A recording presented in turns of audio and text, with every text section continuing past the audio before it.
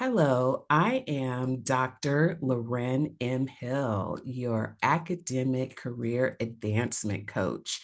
And today I'm excited to have with me as my guest two phenomenal editors. And we're going to learn a little bit more about what they do, but I really thought it would be important for us to have some folks talk to us about support, right? You all know we're doing a million things as academicians and administrators, and having someone support you in this fashion, I think, is very important. So I'd like to welcome today Dr. Kara Jordan and Dr. Leslie Castro-Woodhouse. So let's start with Dr. Jordan. Tell us a little bit about yourself. Thanks so much for having us today, Dr. Hill. We really appreciate it. Again, my name is Kara Jordan. I am president, chief editor, co-founder of an editorial agency and publishing house called Flatpage. We've officially been in existence for, I think, 2.5 years. But before that, I started off as a freelance editor back when I was really in grad school. So it was sort of a side gig for me as I was trying to fund my way through my PhD program. I got a PhD in art history at the City University of New York Graduate Center. So I graduated, I think, 2016. And before that, I had been working as an editor, working in-house for an artist publisher. And then I started out on my own as I was writing my dissertation. So for me, it felt like something I was doing on my way to a bigger, better career in academia. By the time I got to that point where I had finished my degree, though, I was sort of the trailing spouse where I had to go wherever my partner's job was. And I continued to do freelance editing. And it just became something that, became bigger and bigger for me. And eventually I decided to get some help, and enter Leslie at this point. This is how we met through the editorial agency that me and my partner, David, co-founded. So it's been a lovely ride. We have just published our first book, which I'm sure we will talk about a bit today. But again, I'm happy to be here. Wow, that's amazing. And we're going to come back to that because you said a couple of things that absolutely resonate with me throughout my journey in higher ed, beginning with my doctoral studies. So, Dr. Castro-Woodhouse, tell us a bit about you. Gosh, okay, where to start? Hi, everybody. Thanks for being here today and being interested in our stories. I similarly went to grad school. It was sort of, I don't want to say it was plan B because it was really plan A, but I spent 10 years in the corporate world doing plan B Mm. before I went to graduate school, before I finally decided that, the corporate world was not the place I wanted to be. And I wanted to be a professor. And so that was kind of my trajectory. And I spent 10 years at Berkeley doing a degree in Asian history. So it required a lot of like overseas time and learning languages and stuff. And but when I graduated, it was exactly the wrong moment. It was 2009, just as the housing market had totally melted down, and there were like no academic jobs anywhere. And for a few years, I kind of wandered in the wilderness. It's kind of how I think of it, kind of wandering around and bumping into things until I was adjuncting and found a part-time editing gig at a nearby university, which is kind of where I began really founding the editorial experience that kind of became my plan C. Mm. And after a few years there, I went solo, decided to strike out on my own and started my own business. Actually, during the pandemic was when I really officially started my business. And when I met Kara and we worked together. And ever since, it's just been like, oh no, this is the right path for me. And I'm really grateful to have found it. But I'm also really happy to talk with other academics who were similarly seeking an alternate pathway because it can be really challenging not just in terms of like the external realities, but like the emotional realities and our attachment to Mhm. the academic pathway. So Mhm. I'm really happy to talk to other folks about that. Oh, great stuff. I just love the way you all had your stories and your journeys, and you ended up crossing paths, and now look what you all have. You've made magic together, right? So I think that I want to circle back around to something Dr. Jordan was talking about in terms of her doctoral pursuits and her dissertation. I remember so few years ago, however many those might be, we won't say them. When I was working on my dissertation, one of the best things that my dissertation chair suggested was like, hey, get an external editor. You're a great writer, but what happens is after you've read your work a million times, you're something weird happens where your brain starts to think it's one thing, but what's on the page is something else. So you just really need Yeah. some fresh eyes on the material. And I was like, say no more, because I'm tired of reading this stuff, right? And so it's helpful to have some support. And whenever I'm advising students, if I'm on their thesis or dissertation, I say, look, just save your pennies and get an editor. It's really helpful. And so I just wanted to sort of echo what you said and offer that to any students who may be listening. But then I also think that when you're an academician and you have so many demands, right? You have to publish, you have to present, there's a lot of scholarship that's required of you at most places, right? And even if it's not a requirement, that's just kind of something that we kind of like to do is scholarship. Maybe not all of us, but some of us do, right? And so, so there comes a point where you may need some support, right? Some additional support. So I'm imagining that's what you all do in your company, right? Yeah. Yeah. So there are a few different services that are available to people, and I'll start off with the student route.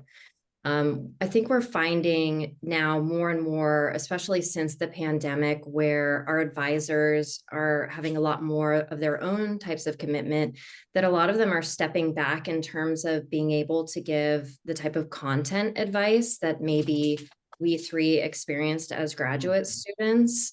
Mhm. So now more and more what we call developmental editors are stepping in to help graduate students with their content.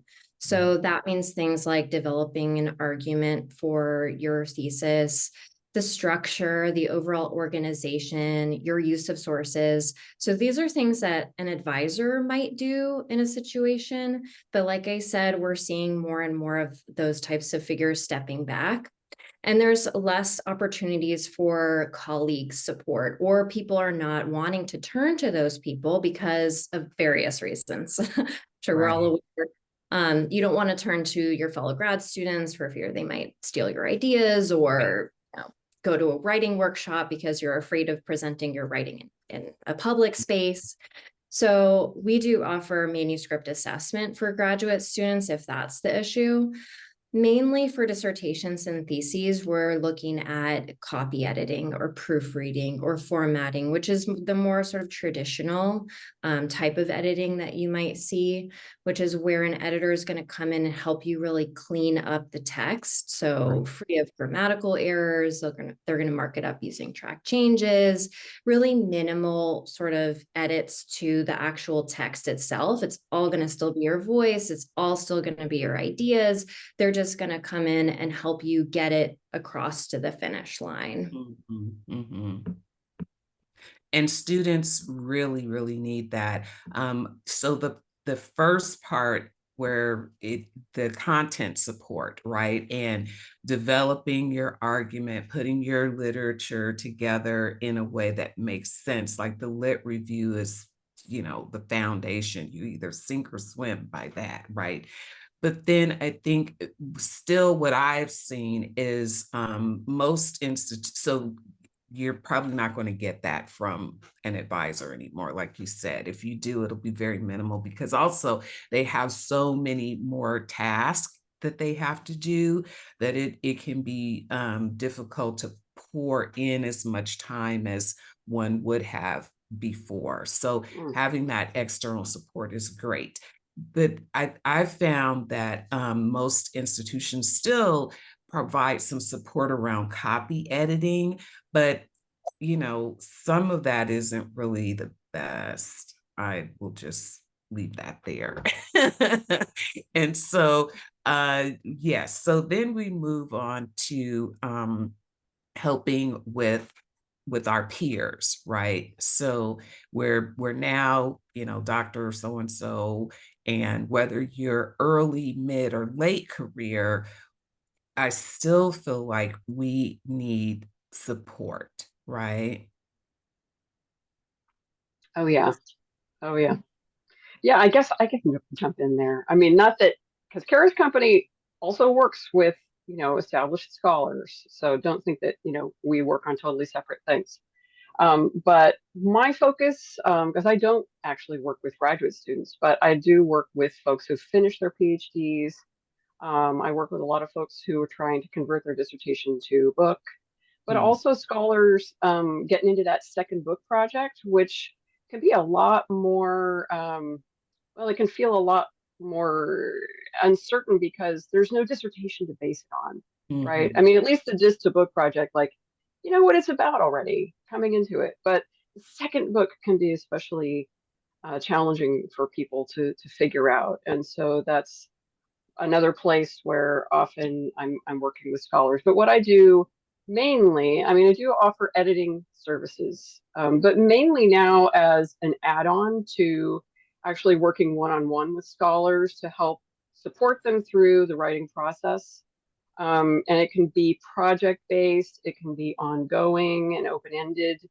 And basically I meet with people on an average twice a month, like every other week or so, where we talk about what's going on with their project. They might send me a draft to review and give them feedback. We can talk through ideas, we can talk through the places they get stuck. So mainly how I think about it is setting up a space for a scholar that is essentially like it's a safe space with a peer. Like I stand in for like that person down the hall, that colleague I guess we ideally used to have down the hall from us in our department, which may or may not exist anymore. Especially now that so many more folks are adjunct, it's like 75% of all faculty are adjunct now, contingent. But you might still need to publish to improve your career trajectory. And so I find myself working with people who, really just need a space where they can talk about their ideas and their content with a fellow scholar, like who's familiar with the theory, who's familiar with the pressures that they're under, but who can get like ongoing support. So I'm part editor and part moral support. I don't want to call myself a cheerleader, but at times you are, and at times you're a little bit therapist as well. Because I don't think I've met a scholar yet who doesn't suffer from a massive case of imposter syndrome. Oh my God. So, we help people work through that. And I feel like a big part of what makes this job really fun and enjoyable for me is feeling that I'm encouraging my fellow scholars to get brave about their voice and what they have to share with the world, and encouraging them to do that, because there's enough messages out there kind of trying to shut us down, especially humanists and people in non-STEM fields. It's like our raison d'etre is constantly being questioned or challenged. And so I really try to encourage my fellow scholars to understand that their work is really valuable, that the world needs their work, needs all of our work, really. And, and we're the people who know how to solve some of these big problems, I mean, because they're human based problems, right? And when we study art history, when we study literature, when we study political science, history, we are grappling with those huge kind of issues. And so, I feel like this is really the work that the world needs, even if the world doesn't know it, And so I like to feel like I'm helping my fellow scholars, contribute in a good way to what's going on in the world. There's enough stuff we need to fix, that's for sure. So I think that is very well said. And you touched on several points that I was like, yes, I know that feeling, or yes, I was that person, or yes, I still have been that person, or and so Still I am that person. Yeah. so I totally agree with what you both have said in terms of providing lots and lots of support, right? I'm always saying, you can't do it by yourself. And I work with men and women, and I work with folks who need help, right? Human beings who need help, however you identify. And the whole thing about imposter syndrome, like I've often thought and reflected about how difficult it can be to be in higher ed, right? Whether you're a student, whether you're a faculty, whether you're an administrator, and sometimes it appears to be more difficult for those who the institutions weren't initially made for. I'll just put it like that, right? So sometimes trying to find support, you spend your career trying to find support because there's nobody who looks like you, nobody who can relate to you. You still have to perform, and you end up just really being drowned in all of the loneliness, right? Mm-hmm. Mm-hmm. And so I really like what you said about having a safe space. And when I'm working with people, I encourage them to have some external support, right? As Dr. Jordan mentioned, sometimes graduate students are worried about presenting because a peer may steal their work. Well, you didn't hear it from me, but sometime a professor might steal your work, right? And when you're on the other side and you have your letters and you present, your colleague might, so it can happen. It can happen. And I know some people firsthand who it's happened to. And so there you go. So raise your hand if that's ever been. Yeah. So, the thing is that having a place where you can go and talk freely and openly and really have like an idea incubator, right? That is supportive and isn't gonna like poo-poo your work. Like, so you all know that I'm a clinical psychologist, and there have been times, and I did a research project, I have a PhD, I did all of that, and I have been in places where I've heard people say, oh, that's not really science, or they'll say that's soft science, or and so it's like, come on, we all worked hard to get where we are and contribute to the field.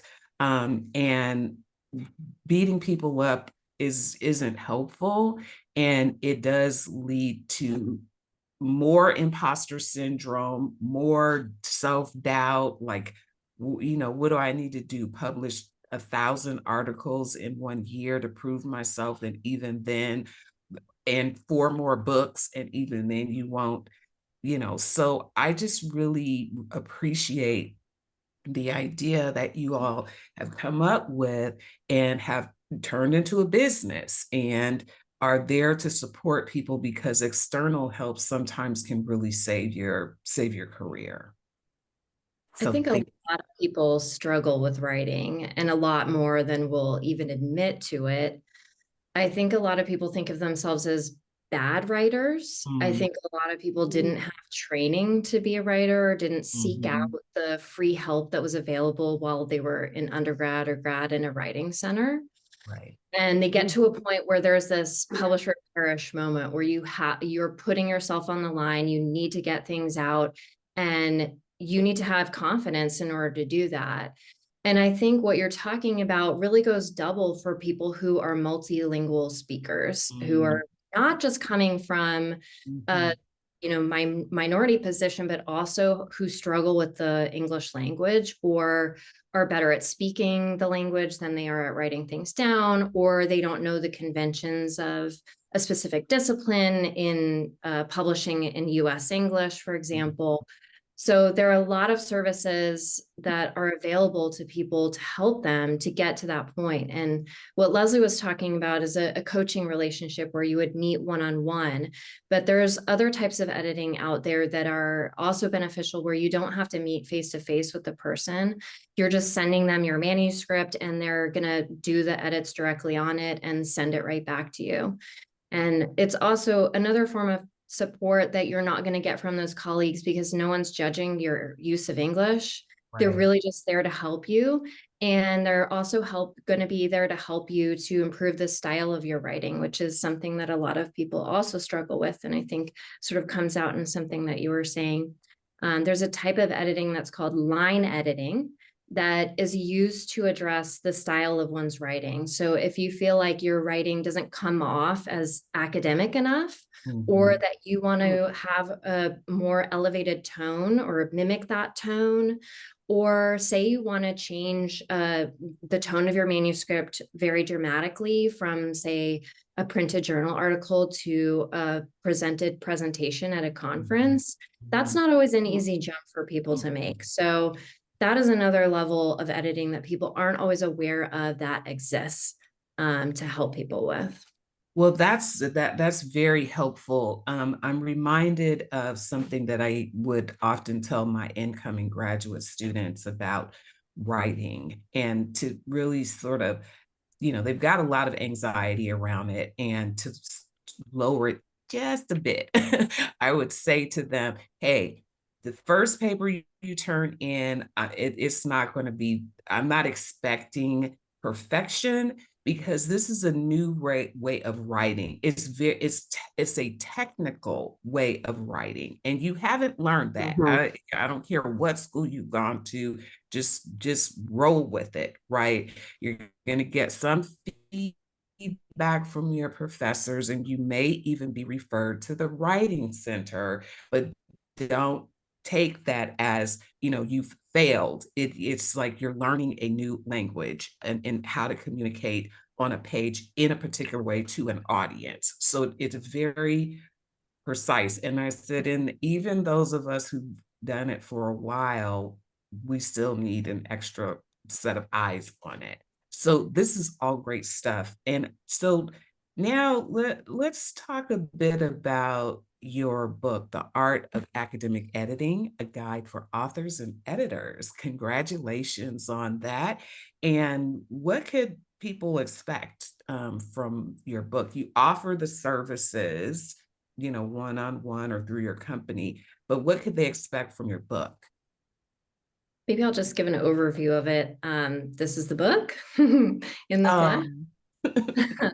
So it's meant as a guide for both editors who are interested in editing academic texts, but also for scholarly writers as they sort of navigate the writing and publishing process, because I know for a lot of people, it's very opaque. How does your writing go from an idea to something that's published and printed on a page or an ebook? So we go through 6 main types of editing that are available for, academic writers. That would be book coaching, developmental editing, line editing, copy editing, proofreading, and indexing, which isn't technically editing, but is something that people need to know as they're going through the application process. And we also have special chapters for graduate students and for multilingual authors. So it's meant really as an introduction to tell you about what these fields are. And maybe Leslie, you can talk about how the chapters are organized and what we get into. Sure. Yeah, we kind of came up with a template for each of our authors to work with, so that we could kind of get a comparative experience for people across all the chapters, such that each chapter will include, like how the editor came to this particular type of editing, what was their pathway into the editing field, talking about like some of the practicalities of, how does this work? What is this about? And what are some of the nuts and bolts? What we need to know to do this really well. But yeah, I kind of want to go back a moment to the audience, because we're talking both to folks who might be considering entering this field, like our fellow academics who might consider editing as a career pathway, as well as academics themselves. Because one thing we found in working with the scholars and the scholarly authors that we have over the last couple of years is that we have a shared language and nomenclature around what these different stripes of editing are, but scholars don't share that language, and oftentimes they come to us not really knowing what it is they're after, and they don't Everyone have wants a language proofread. to. Yeah, everybody thinks it's a proofread. Yeah, like I just want you to correct the grammar and the spelling and the punctuation, and trust me, it's usually a lot more than a proofread. So this was also a way for us to start unpacking these practices in a way that would be intelligible for scholars, both those looking to enter the field and those not interested in the field at all, but who have their own texts that might at some point need to be edited, so that they have a better handle on what kind of editing are they asking for. So it's part educational tool for us as well. Oh, I'm excited about this, and I'm excited for our audience to get their hands on a copy of this. And I'm also excited for our audience to reach out to you all for consultations. So what do you think um really, I know we talked a little bit about, imposter syndrome. We talked about, feeling inadequate. What if you could, both of you, give us one thing each to help us have some confidence about our writing or gain some confidence about it? Like, what would that be? For me, I I'll let think Kara that go first. I think all writers struggle with some aspect of the writing and publishing process. It's not just newbies, it's not just students. We see people at Flatpage who are also very seasoned career academics. They just don't have time to put into some of these things. They need somebody to come and help them. Not everyone is great at every aspect of the writing process. And I think that's an important thing to keep in mind as you're writing. And I think it's also something to keep in mind in terms of how you allocate your resources, because you really don't like doing citations, does. Maybe you want to set aside some money to have somebody help you with just that aspect of the writing process. So for me, it's that just everyone is in the same boat. We're all here, and that you do have people that you can turn to that are not just the people at your university. Okay, great. All great stuff. Absolutely. Absolutely. I think my main message for people would be, you are not your writing. And I think a lot of scholars in particular get really bound up in this idea that if I'm not a great writer, I'm not a great scholar, that it's so closely tied to the academic identity that to tease them apart is really hard to do. But I was fortunate that, as a student going to grad school who was in my 30s, I was glad to have a little bit more like life experience and perspective. And at a certain point, I just decided, you know what? My writing, it doesn't have to be great, but writing can always be improved. Okay. And I'm not my writing. I am always going to be an okay and valuable and worthwhile person, even if my writing is crap. And it can start out crap, but here's the thing, like so many skills, as you practice, you get stronger, you get better, you learn, and writing can get better. It can always be improved, and it doesn't matter who you hand off your chapter or your essay to, they're always going to find something that they would change or they would do differently. So, we have to let go of it at a certain point, but mainly for people to disaggregate themselves from, the quality of their writing, that it's not about whether you're a good scholar or not, if you're not a great writer, and the writing can always be improved.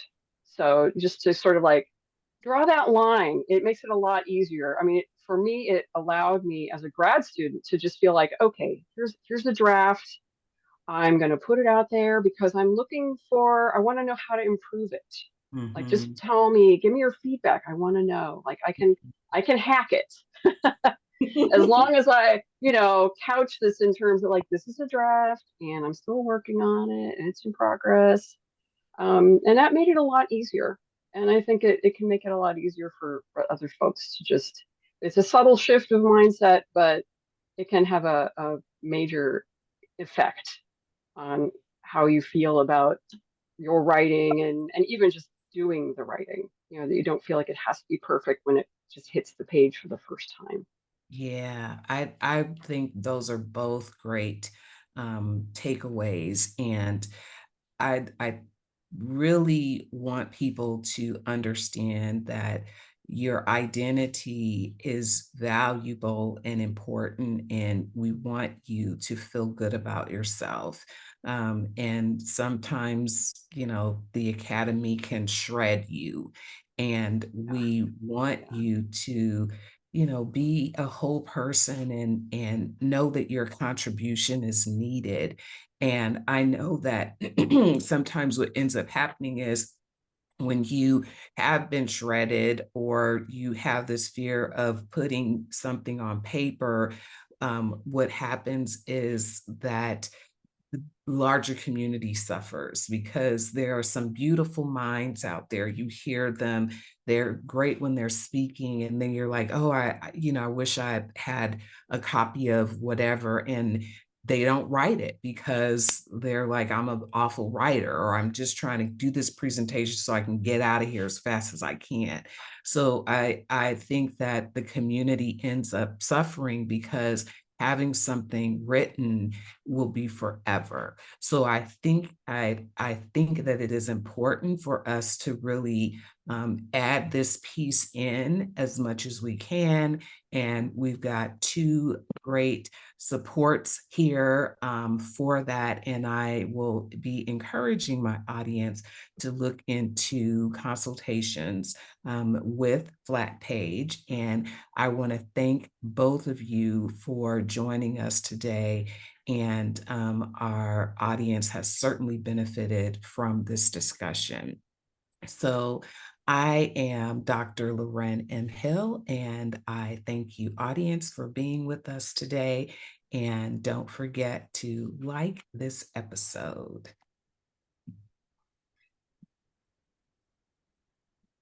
Thank you, Dr. Hill.